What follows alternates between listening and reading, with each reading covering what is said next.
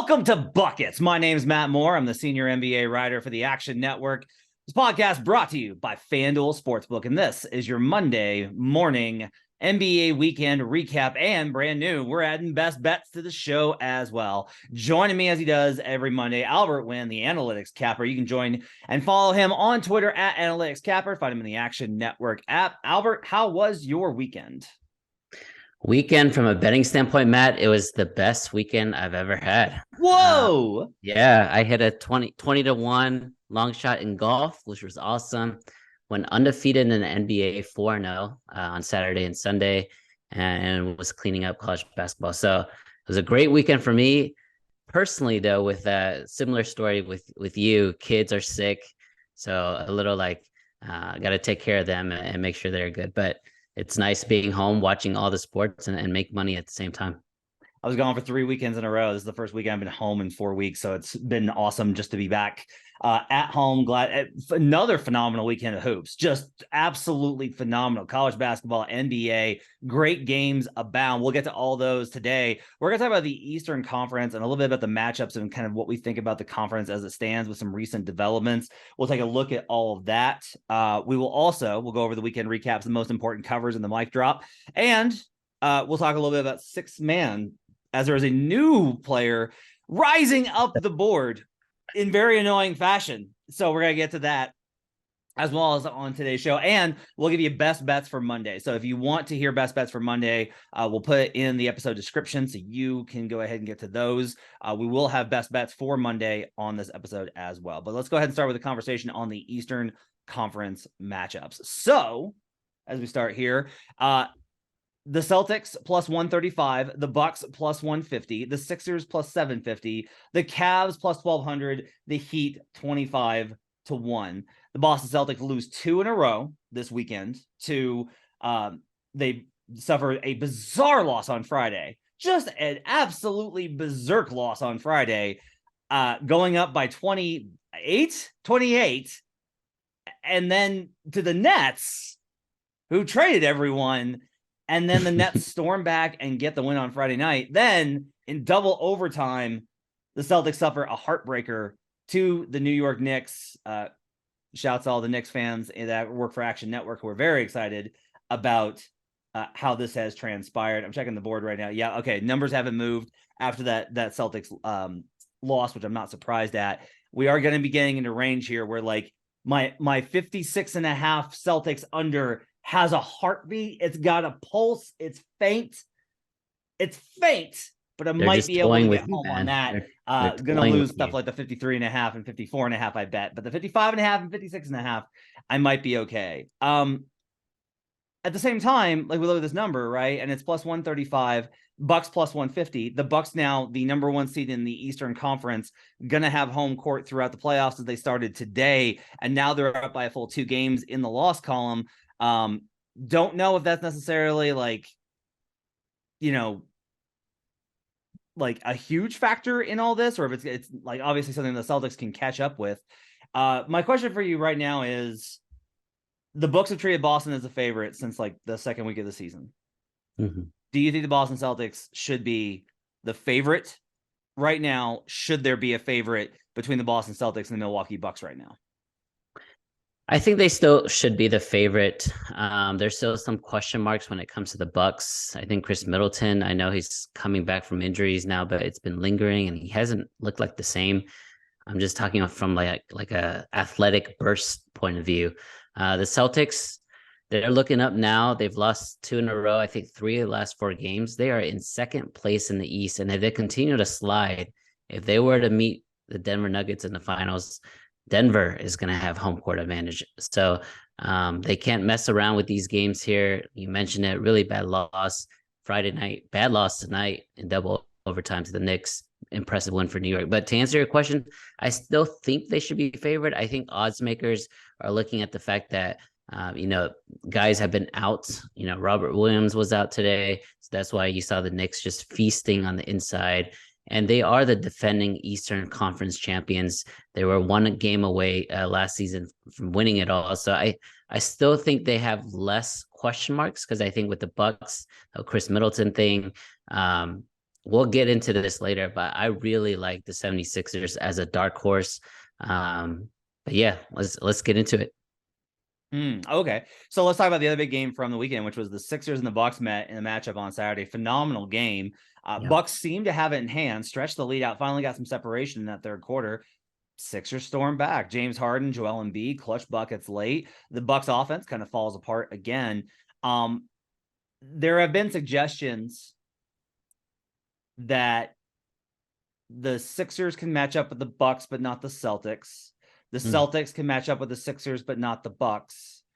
And the Bucks can match up with the Celtics, but not the Sixers. And the Sixers can match up with the Bucks and not the Celtics. I think I got all those right. So there's this three-way kind of rock paper. Somebody called it rock paper Celtics, which I thought was really funny.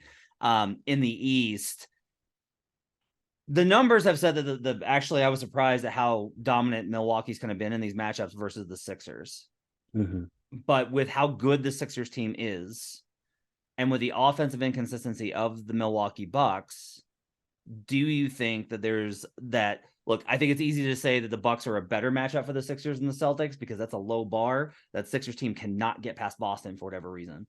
But do you kind of lean towards the Sixers way after getting this win on Saturday, just from a matchup perspective, even as good as Milwaukee is? Yeah, the way you describe the three matchups with these teams, it reminds me, for those who follow tennis, it's like the Federer, Nadal, Djokovic trio. Like they could beat each other, but then lose to one of them. So it's very similar to that. But I think that was a huge win on Saturday, man. You mentioned inconsistencies in terms of the Milwaukee Bucks offense, but they gave up 48 points in that fourth quarter to the Sixers. They almost gave up 50 points in a quarter at home, fourth quarter, primetime game. I mean, that's terrible defense. I know the Sixers were hot. I know they were basically playing with, super free because they were down by double digits.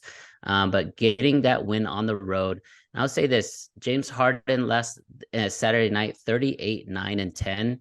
If he is the second best player on the court, arguably the third best player on the court, I think the Sixers are going to have two of the top three, right? Because Embiid is going to deliver night in and night out. So a series against the Bucks are going to have two of the top three players. After that, it's a wash, right? We both of us are really high on Drew Holiday. The Sixers are just so deep. So I mean, I like Philly, man. I like Philly in that series, and I'll mention again, I like Philly for the conference. So going back to last season, I'm looking at this last season. Yeah, looks like the Sixers have won with Embiid playing. They've won 3 of the last 5 matchups versus the Bucks. So that's promising, right? Like that's like a pretty good thing. I've liked this matchup just because to me, the Bucks want to play so physical and so big. Well, if you have Joel Embiid, you're obviously well suited to play pretty big and pretty physical. If Harden, I think, is a good counter to look, Drew Holiday is a phenomenal defender, but if you're going to have a guard that can actually go back and get buckets on him, I think James Harden's pretty good there. The depth is good. They have the wing shooting. PJ Tucker is a good counter to Giannis Antetokounmpo. He left that game as well as Tobias Harris. Like the Sixers got that win shorthanded, which is really impressive. So like all these kind of factors combined, like I do kind of think that it's at least a better matchup for them. So like the path for the Sixers to me is they wind up in the 2-3, which they're not slated to be in currently because Boston is now 2 back, and somebody else takes care of Boston for them. Like that to me is the way that they get there. It's like they can. I think they can beat Milwaukee. They at least have a chance. They're live, I think, versus Milwaukee. I don't think they can beat Boston, and right now they're slated to have Boston in their bracket. So if we're going to say that the Sixers have value at plus 750 to win the Eastern Conference, what are the matchups that you think can give the Celtics trouble if we look at their side of things? Yeah, I think the Celtics control their own destiny. I know they're in second place in the East, but it feels like their ceiling is just higher than any team in the East. But especially when it comes to playoff time, it really does depend on matchups. And I think a matchup with the Cavs backcourt and their dynamic guards there, it's going to negate Tatum and Brown. So I think Cavs can potentially be an issue for them. I think Boston is not worried about Giannis and the Bucks, to be honest. I think they kind of got over that mental hurdle a couple years ago. But I do want to pose a question to you, and I mentioned him earlier, but Chris Middleton Saturday night, Matt, 27 minutes, only 6 points. The majority of those minutes were against the second team of the 76ers. Like, what's wrong with him? Because if he's not a legitimate third option for this team, I think the Bucks are toast. Yeah, I think it's a real concern. Like, this is a reason why, one of the reasons why the Celtics are, they're plus 150, 135 to Bucks 150, and that's shortened a lot, which you'd expect with the Bucks going ahead. The advanced metrics for Boston are way better.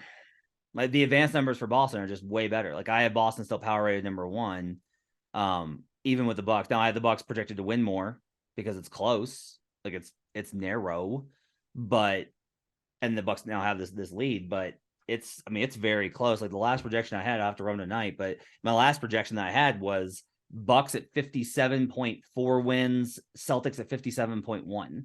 Like, I have them neck and neck before this loss by the Celtics tonight. So we'll see. I've started to looking at finals MVP markets to have those ready to, like, I don't want to have to think about, like, I don't want to see that market come about once we get to the playoffs, because they will start posting those early. I don't want to see those and be like, ooh, what do I think of this? Like, I want to start thinking about it. Off of this list, right? I do kind of think that if you're going to bet Sixers, just wait till the finals MVP pops on the board and then bet Embiid. Because I don't see any way that Harden gets it over Joel. I don't see any way that the Sixers win a final series without Joel having a monster series. So if you're going to bet them to win the title, you should just bet, and hopefully they'll post Eastern Conference MVP as well, because that would be great, right? If we could just bet the Eastern Conference MVP, which they're going to add this year, if we could bet that I think would be phenomenal. Tatum's going to be the favorite based off of this number. Like, that's pretty clear. Are there some candidates that you think might have some value when those numbers start to come out, either for finals MVP or conference finals MVP? I think Donovan Mitchell is great value. Again, I'm not that high on the Cavs, but I think as a player in terms of metrics, he's not that far behind Jason Tatum. Tatum has, a few inches on him, rebounds a little better. I think Mitchell is just as clutch. And when he gets it going, I mean, we saw him have a 70-point game earlier this season. He can easily do that again in the playoffs. It was weird for him last year because of the whole, Utah Jazz vibe with Gobert and stuff. But if you remember in the bubble, Donovan Mitchell was like a top 5 player. It's in him to perform at that high level in the playoffs. So I think it's great value for him. If people like Jason Tatum's game, I think Donovan Mitchell is pretty similar, to be honest. All right, let's go to the weekend recap. We'll talk about some of the games from the weekend. We already covered the Sixers and the Bucks game on Saturday night. Let's talk about another marquee matchup. Having myself a phenomenal day betting on Sunday. I had Suns. I had over Booker, 1.5 assists in the first quarter. That hit. Over 5.5 assists for the game. That hit. Had Mavericks team total under. That didn't hit because Tim Hardaway Jr. went nuts in the second quarter. Thanks to THJ. But I did have Suns on the money line. And that hit. Nice. So the Suns go to 3-0 with Kevin Durant as they sneak by the Dallas Mavericks late when Luka Doncic misses a game winner. And then Luka and Devin Booker exchange pleasantries. They get to know each other just a little bit better as far as what their faces look like right next to each other, smushed up against each other.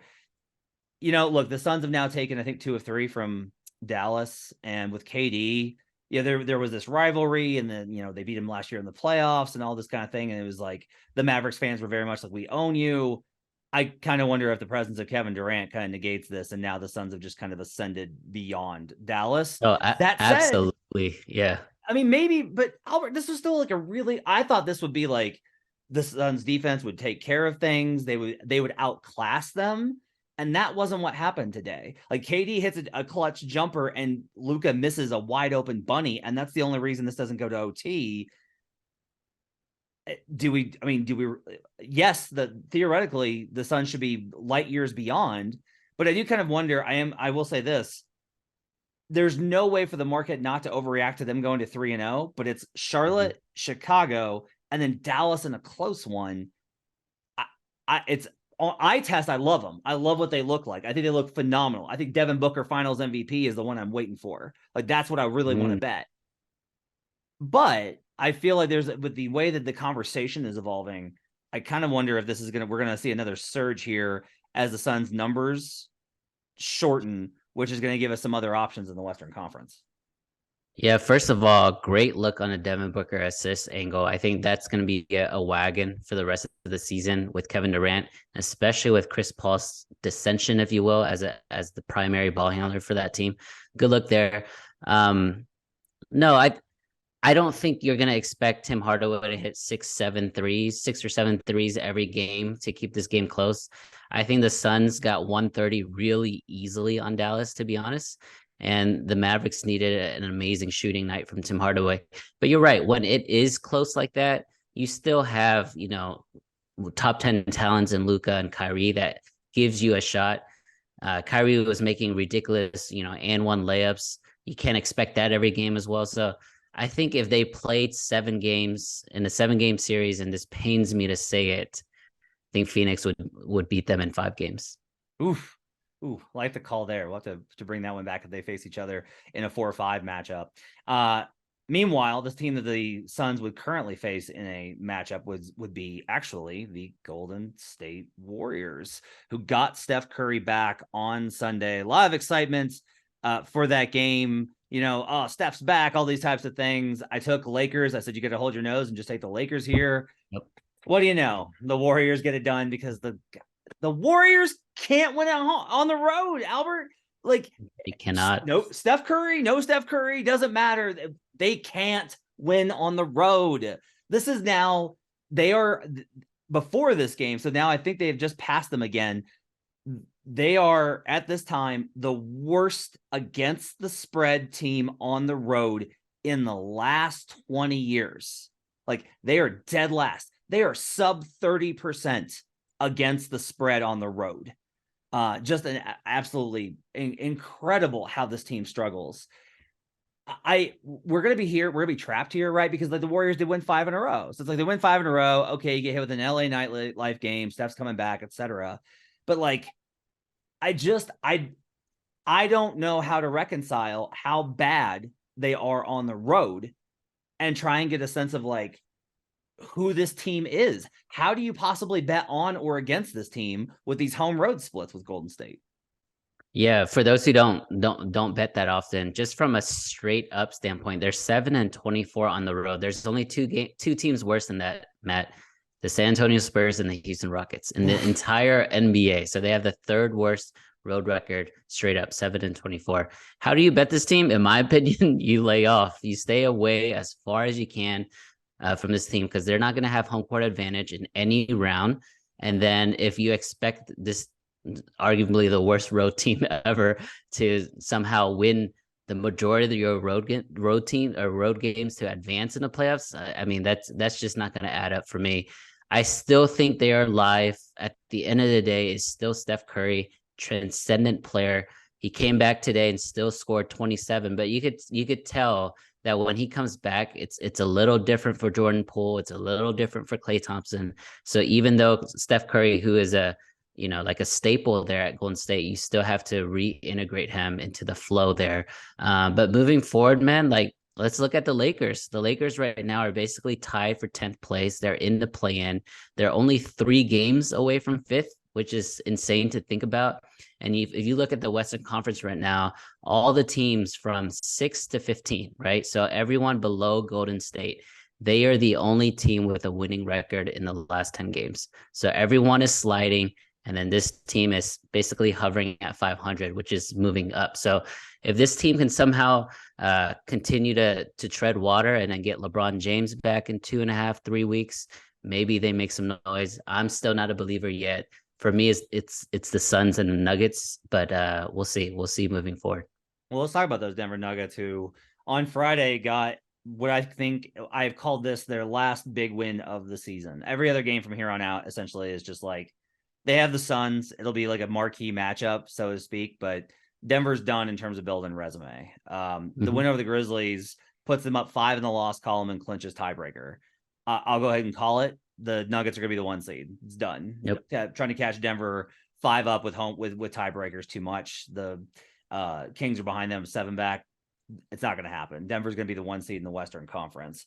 Meanwhile, let's talk about the Memphis Grizzlies, though, who, man, what a rough night for the Oof. Grizz.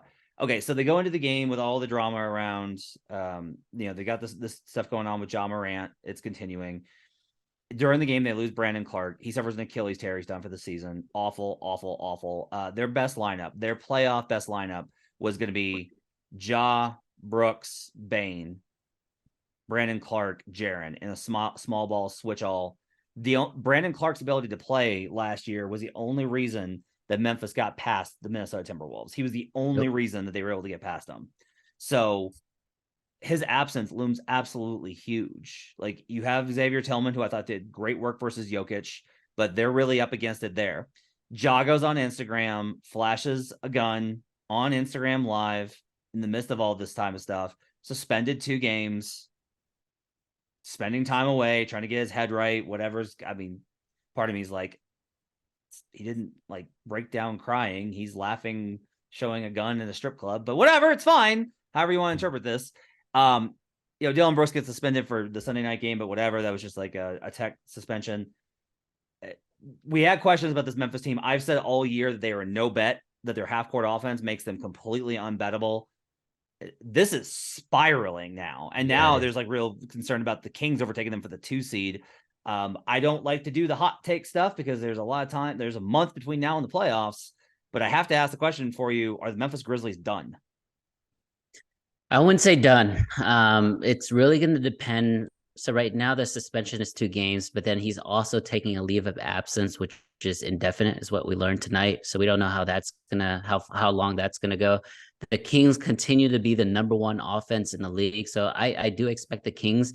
And by the way, I love my Pacific Division bet to for the Kings to win plus 470 the other day. By the way, but the Kings best offense in the league, and I expect them to get to that #2 seed. But the Grizzlies, I think they still have the pedigree. They still have, if Ja does return, still has the talent there. That's very, very, supremely superior in terms of the point guard position. It's just something I wouldn't touch, man. Like, without Brandon Clark, it does take away a lot of the versatility on defense. He's a great finisher around the rim too. Where Memphis is scary is when they're running down the court, running down your throat, and they have 3, horses that can dunk from the free throw line, basically, leading the break. Like, those are very, very scary moments. We already know that game is going to slow down in the playoffs, so you're not going to get as much transition opportunities there. But I don't think they're dead. It's more of a wait and see. And if you believe in this team, you could get a really good number in a week or 2. Finally, before we get to our best bets for the night, we're going to talk about 6th man of the year. We talked about this all year about how there's not a great candidate. Okay. And we've talked about, like, I bet Norman Powell a lot. I have a big liability on Norman Powell. He should win. I don't think he's going to win now. Suffered a subluxation, the sub thing on his shoulder, suffered a sprained shoulder, and is out for a while. We'll see when he comes back. The odds are changing as we speak, by the way. It's moving right now. Yeah. The other guy, Russell Westbrook, obviously now starting, so that doesn't make any sense. Emmanuel Quickley of the New York Knicks. 2 weeks ago was plus 12,000. He was plus 3,200 last week. He was plus 220 before the Celtics game. I bet him then, along with a Rackham parlay with the others. And he's plus 115 right now. I dare you to hit refresh, Matt. Hit refresh on that browser right now. Okay, I will just. Why? I don't see what could possibly have changed. Why would it have changed that much in the last? Plus money is gone. You're kidding me. Plus money is gone. He is the front runner, tied with Malcolm Brogdon at minus 110. I mean, amazing COV for you in the last 3 hours. It's true, but why? Like, look. I think Quickley's phenomenal. Again, if we had ever, it's not that I necessarily mind it, right? If you ask me from a who deserves it standpoint, it should go to a guy that's actually impactful for the bench. Like, that's actually what should be the definition of 6th man to me. Like, these guys that have won it just by basically chucking up shots and scoring. I don't have all that much respect for. Like, or I have respect for him. I don't necessarily think that that's like what the award should be voted on. Like that's Mhm. not how the award should be decided. However, that's how it's always been decided. That's how we bet it. Like that's how we bet it was based off of the precedent of all these things. And Yeah. instead, you have Immanuel Quickley averaging 12.2 points, 2.8 assists, 3.9 rebounds, taking 9.4 shots per game, and he's now the sixth man of the year because of his impact in defense. What world are we living in, Albert? Where are we? Can we just throw this award away, man? Yeah. Like the last 10 years of basketball, the argument has been there's no position, right? It's positionless basketball. So when you look at all NBAs, NBA All-Star games, get rid of the guard and forward and center, just do 5 of the top players. Let's get rid of the 6-man too, because at the end of the day, you're gonna have your closing 5. I think those 5 are your most important. Your 6-man generally is part of that 5, right? So I don't know. It's just an award, and we've been following this basically the entire 82 games. And the movement here, with these bookmakers, it just doesn't make any sense, man. I've bet Brogdon, I've bet Powell, I've bet Monk, I've bet Maxey, I didn't bet Russ, bet Jordan Poole in preseason. Yeah, bet Bogdanovich. It's rough out there. I bet Bennedict Mathurin. This is what's crazy. Bennedict Mathurin is tied with Powell for scoring. Like it's crazy. Yeah, But and there you he's go. plus 24,000.